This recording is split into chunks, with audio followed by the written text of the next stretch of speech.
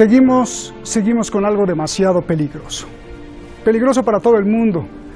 Ahí se juega la paz mundial.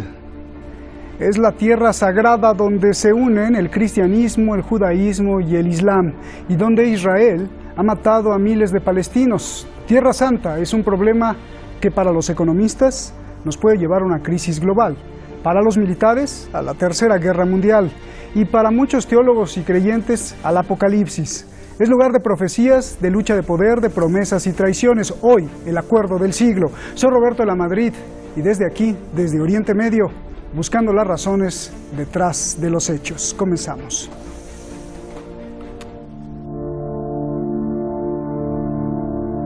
I'm committed to working with Israel and the Palestinians to reach an agreement.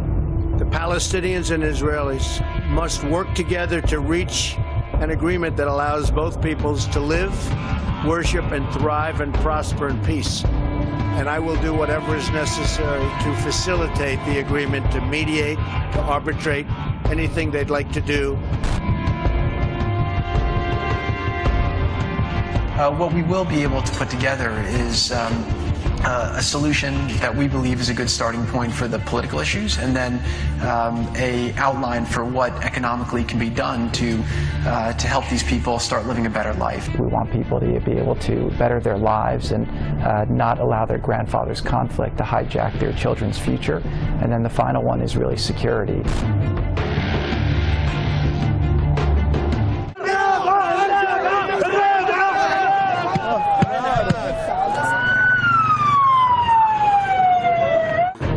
نقدر نقول لا لمين مكان إذا كان الأمر يتعلق بمصيرنا، بمستقبل قضيتنا، بأرضنا، بأهلنا، بشعبنا. لا وألف لا. والآن قلنا لا لترامب ولغير ترامب، لا لن نقبل مشروعه. وقلنا له صفقة العصر هي صفعة العصر، لكن سنردها. فالمؤامرة التي بدأت بوعد بلفور لن تنتهي بعد، وإذا مر ذلك الوعد المشؤوم فلن تمر صفقة القرن. هذه الإدارة الأمريكية الحالية بموقفها الذي عبرت عنه منذ استلامها للسلطة حتى هذه اللحظة تجعلها ليس مصدر ثقة على الإطلاق من قبل القيادة الفلسطينية وشعبها. وإذا أردت أكثر من ذلك أنا أستطيع أن أقول جازما بأنه لا يوجد هناك شيء اسمه صفقة القرن. يعني هذا شيء افتراضي موجود فقط في عقلية وفي ذهن بعض الأشخاص اللي موجودين حوالي الرئيس ترامب. أنا أعتقد أنه السياسة الأمريكية من دائما وضعنا في حالة ترقب بانتظار صفقة القرن هي التالية: لا يريدون من أي دولة أيا كانت أن تتقدم بأفكار خاصة بها فيما يتعلق بعملية السلام.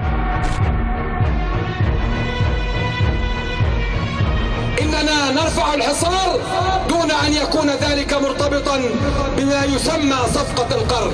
إننا سنرفع الحصار دون أن يكون ذلك مقدمة للفصل بين غزة والضفة. غزة والضفة وكل فلسطين أرض واحدة وكيان سياسي واحد. إننا سنرفع الحصار دون أن نتخلى عن الثوابت وعن البندقية.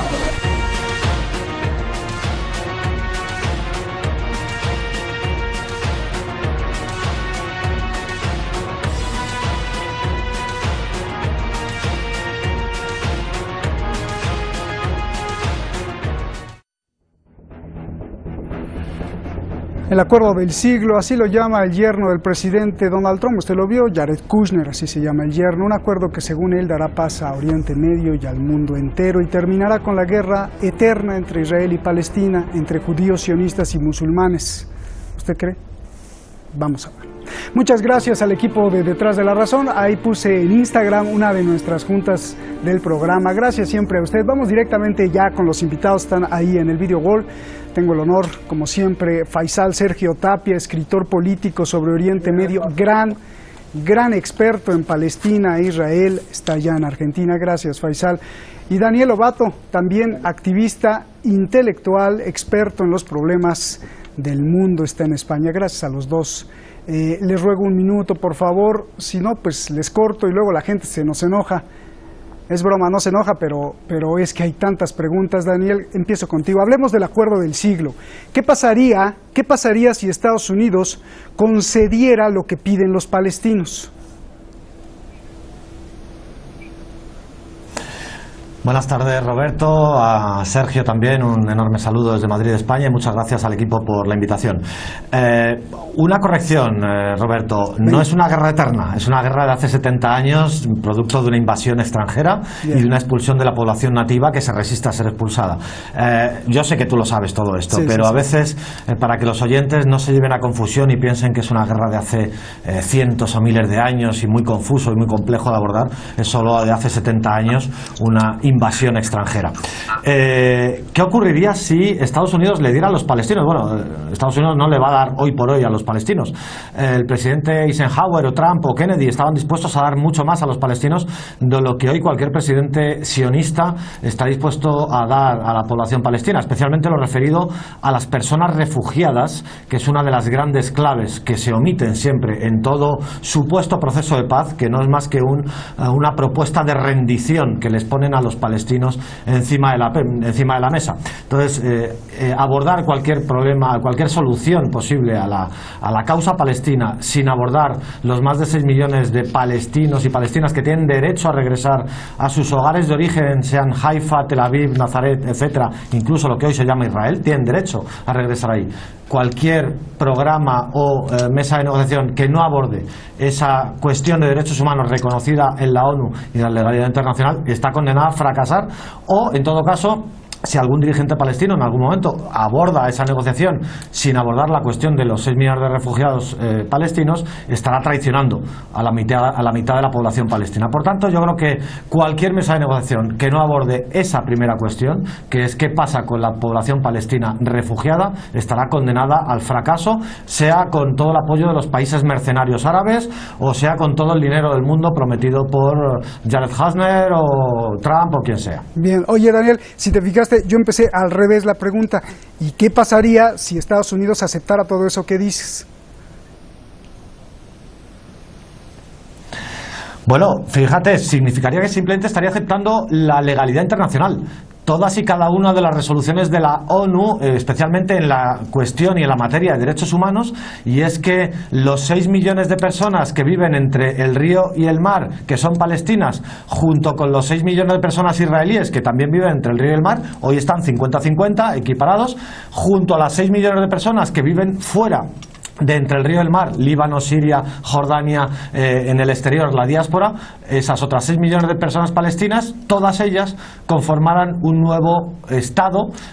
Ya veríamos cómo. Bueno, pues eso sería atender a la legalidad internacional en la cuestión más importante del fondo, que es los derechos humanos para esas personas que llevan 70 años esperando que se aplique los derechos humanos con ella.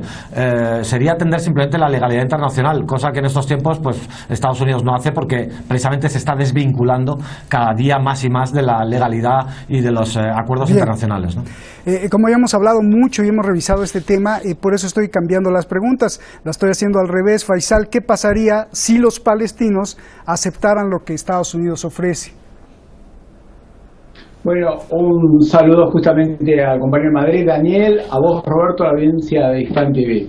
Bueno, justamente los palestinos nunca van a aceptar esta imposición que se viene aplicando desde ya, no ahora, desde el año 1948 en la creación de la entidad sionista.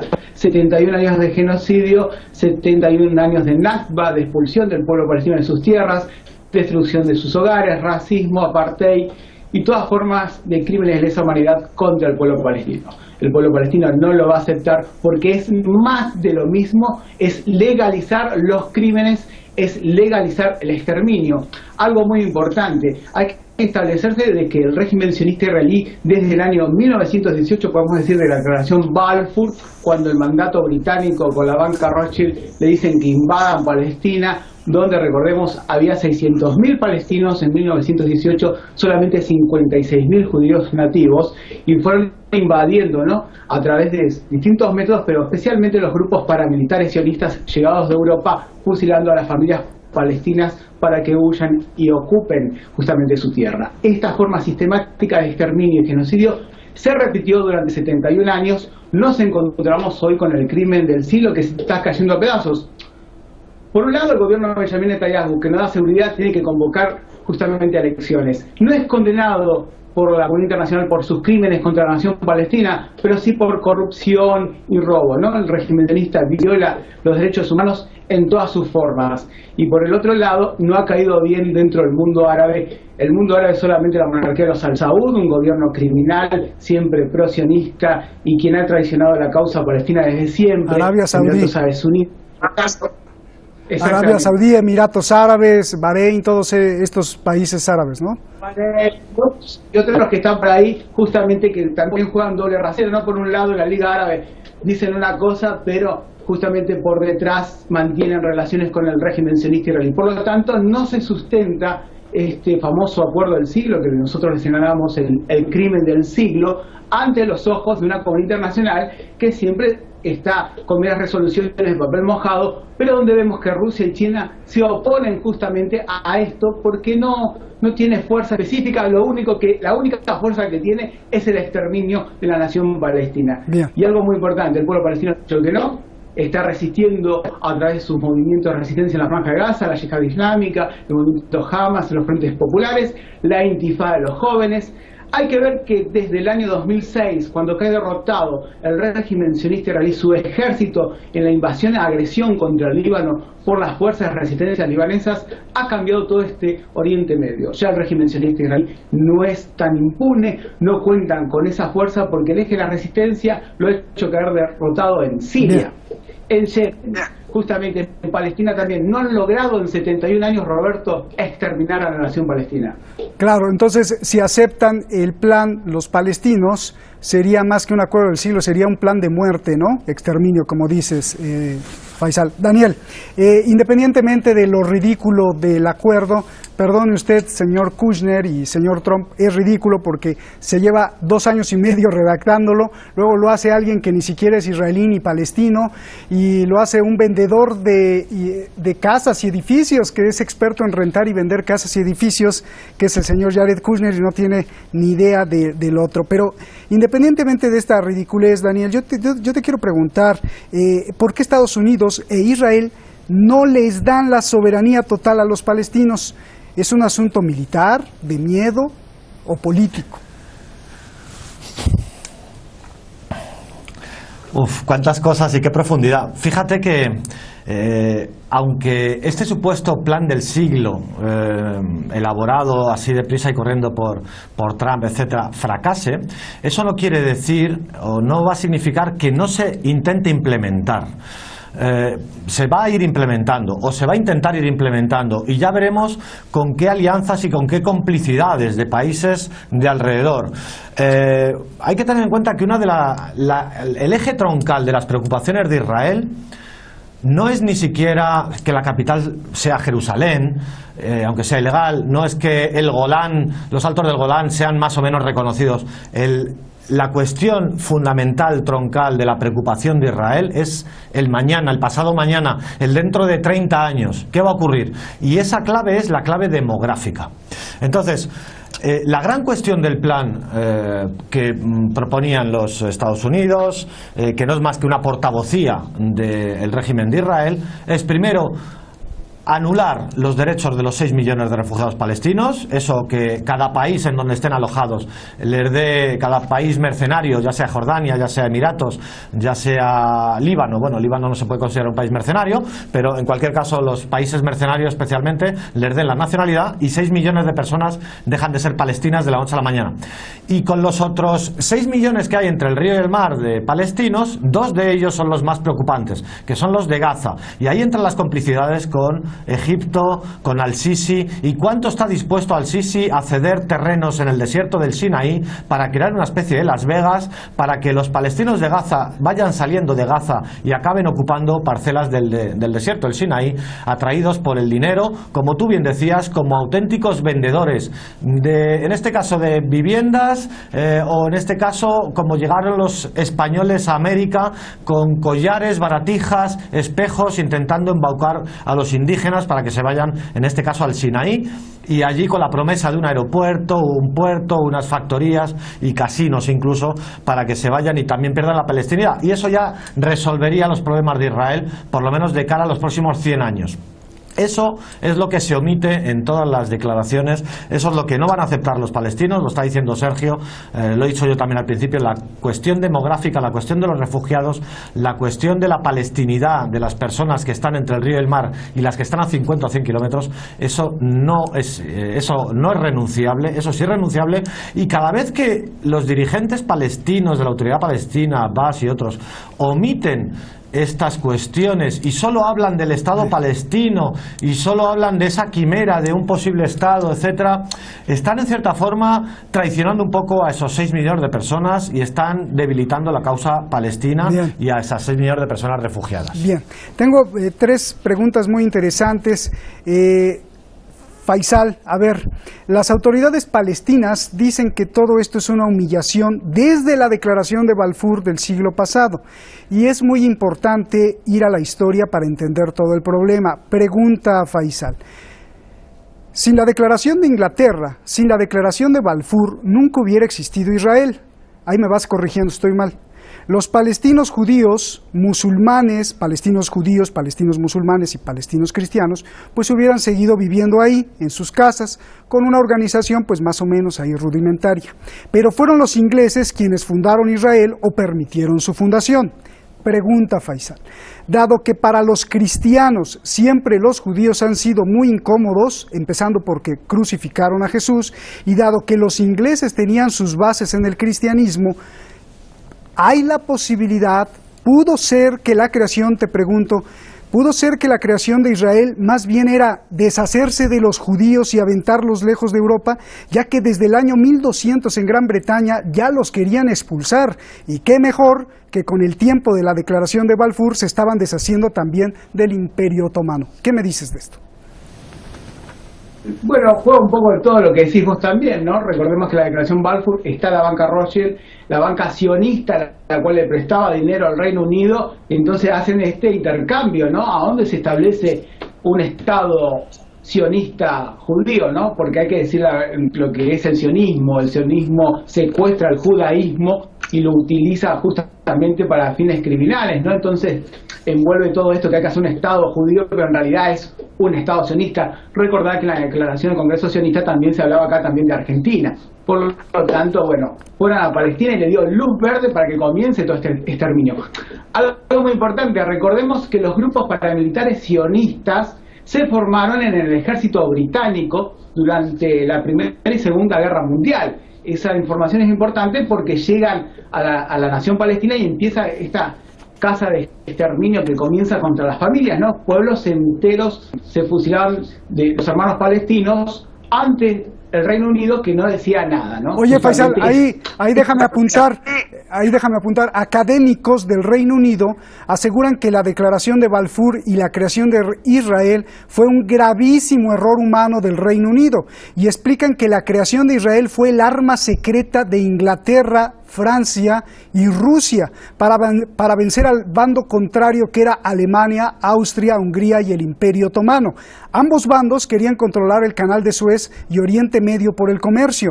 Entonces los ingleses salvaron a los árabes de las garras de los turcos y les prometieron un país, y a los judíos pues también su país, provocando la historia más larga y más sangrienta de estos 70 años que conocemos hoy. ¿Por ahí van las cosas, Faisal? También sumale esto, el acuerdo Sykes-Picot en 1917, donde dividen el Oriente Medio, ¿no? A su antojo, dividen pueblos, hermanos, y es tan así que utilizan una regla, ¿no? Y vemos las fronteras en Oriente Medio que son rectas, perfectas, porque lo hacían, la gran pregunta, ¿lo hacían a propósito o estaba todo bien diseñado porque sabían lo que iba a pasar? lo diseñaron exclusivamente porque de esa forma de dividir al mundo árabe iban a tener siempre el poder de los recursos naturales, el caso del petróleo, ¿no? Y en el caso de Palestina, el sionismo es lo mismo que el imperialismo, ¿no? Es la etapa cúlmine del imperialismo colonialista británico que le cede justamente Palestina a el régimen sionista histórico que después ocupa a lo que es hoy Benjamín Netanyahu, ¿no? Es la misma estructura, es una estructura de terrorismo, es una estructura de muerte. Son los ISIS, los Daesh de aquella época, donde vienen a ocupar una tierra que no les pertenece.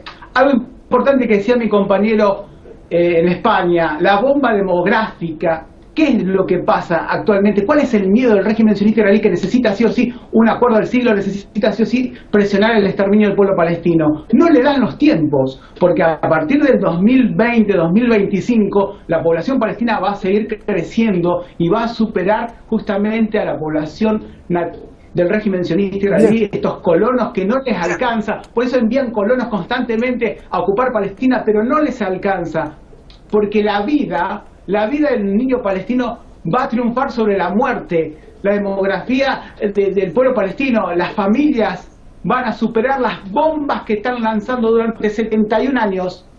Un bebé palestino va a ser el que triunfa en nombre de la humanidad sobre la muerte. Por eso, y hay que destacar esto, que en un futuro seguramente vamos a ver al régimen sionista israelí de rodillas suplicando un acuerdo a los palestinos seguramente. Bien. Porque Palestina va a estar tarde o temprano, la ocupación se está cayendo, por eso necesitan presionar, por eso necesitan más genocidio, porque no le dan los tiempos, Déjame ir no con le dan los Daniel. años. A ver, Daniel, la primera vez que se usó la palabra Palestina en la historia fue con los griegos, siglos antes de Cristo, cuando ni siquiera había ni cristianos ni musulmanes. Y más aún, la palabra Pelesté ha sido encontrada en jeroglíficos de los antiguos egipcios que ahí vivían y poseían la región casi 2000 años antes de Cristo, en la época de Ramsés, muchísimo antes de que los judíos gobernaran. La gran pregunta que te hago, Daniel, ¿qué pasa si hoy un grupo de egipcios que profesen las antiguas creencias llegan a Palestina y dicen, esto es mío? Un apunte de historia un poquito más cercano, complemento lo que decíais antes, que era muy interesante. Como siempre, y ya lo hemos abordado en algún detrás de la razón, el racismo europeo está muy vinculado a la judeofobia o al mal llamado antisemitismo, porque los palestinos también son semitas. Pero la judeofobia, el racismo y el sionismo han ido siempre de la mano. Y Balfour, como estáis hablando de él, antes de ser ministro de Exteriores y prometer Palestina indebidamente al movimiento sionista, antes de eso fue primer ministro en 1905. ¿Y sabéis qué hizo en 1905 como primer ministro? Hacer una ley de extranjería prohibiendo la entrada a los judíos rusos que huían de los pogromos en Europa del Este para que no entrasen en Inglaterra. Una ley de extranjería poniendo un muro a refugiados de Europa del Este de religión judía para a su vez derivarlos a Palestina o a otro sitio, porque en Inglaterra, como tú bien decías, Roberto, en Europa no hemos querido nunca la integración, y no más que la hegemonía de unos sobre otros y no la pluralidad de creencias, de religiones, etcétera. Como decías, ¿qué ocurriría? Pues es que, claro, ese es el problema de intentar ir hacia la mitología. Lo más asombroso es que los sionistas, como Theodor Herzl, etcétera, sabían y consideraban en sus escritos que los palestinos que hoy viven en Palestina eran los descendientes de aquellos de la mitológica Judea y Samaria, que eran descendientes que en su momento probablemente sus antecesores habían profesado la religión judía, porque recordemos, una religión no conforma un pueblo. Un judío de Polonia con un judío de Marruecos no configuran un pueblo. Eso es una religión, como un católico de México y un católico de Polonia, ¿vale? Entonces, ellos eran conscientes de que los palestinos de hoy en día, los mismos palestinos que están machacando los sionistas, eran herederos de aquellos judíos de cuando los tiempos anteriores a Jesucristo. Simplemente con los años han ido cambiando de religiones, como en todos los espacios del mundo. Como en España tuvimos Daniel, la religión musulmana, nuestros abuelos, y hoy se nos acabó cambiando y hoy son cristianos. Se nos acabó el tiempo, perdóname. Perdón, Es inviable construir estados en base a la historia y menos a la historia religiosa. Bien. Así no se construyen los límites Gracias. fronterizos. Solo contéstame sí o no, Faisal. Estamos hablando de algo muy delicado. Si Palestina se levanta con la victoria, entonces no habrá templo de Salomón. Esto destruiría los pilares del sionismo, muchas teorías del cristianismo. ¿Cómo conciliar todo esto? Y si Israel se levanta con la victoria, sería la destrucción de la mezquita Al-Aqsa, un ataque directo al Islam. ¿Cómo se concilia esto? Rápido, porque me voy. Bueno, el triunfo de Palestina, Roberto, para terminar, es el triunfo de la humanidad entera, porque se acabaría el sionismo, que es la expresión máxima de muerte y destrucción contra la humanidad, contra la infancia. Por eso Gracias. te digo, va a triunfar los niños palestinos sobre la muerte. Gracias. Gracias. Buenas noches, se nos acaba el tiempo, pero bueno, pues tratamos de aprovechar todo. Preocupado un servidor por la paz, porque todos entendamos que el universo, la naturaleza, Dios, o como usted llame a esa grandeza, nos prestó el planeta por unos años y que tenemos que respetarlo y cuidarlo. Pues mientras en Washington cocinan el acuerdo del siglo, yo pregunto lo siguiente, insisto. La primera vez que se usó la palabra Palestina en la historia fue con los griegos, siglos antes de Cristo, cuando ni siquiera había ni cristianos ni musulmanes.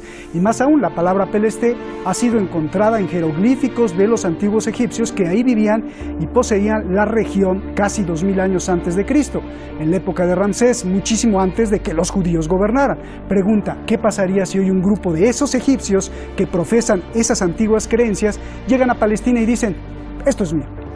¿Qué pasaría? Buenas noches.